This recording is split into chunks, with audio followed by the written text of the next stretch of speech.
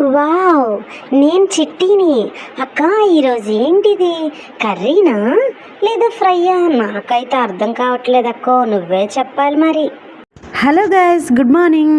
ఈరోజైతే ఒక అద్భుతమైన రెసిపీ అండి. నా వెజిటేరియన్లో కూడా బెండకాయని ఇష్టపడే వాళ్ళు చాలామంది ఉంటారు కదా. అయితే అలాంటి వాళ్ళందరి కోసం అయితే ఈ రెసిపీ అండి. ఈ రెసిపీ ఒక్కసారి ట్రై చేయండి. టేస్ట్ అయితే నిజంగా చాలా బాగుంటుందండి. వేడి వేడి రైస్లోకి సూపర్గా ఉంటుంది.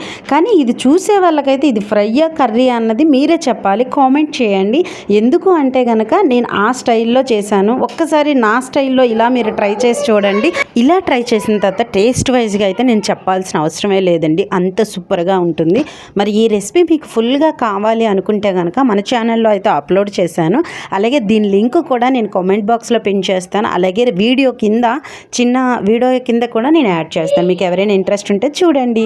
Thank you for watching. Bye bye.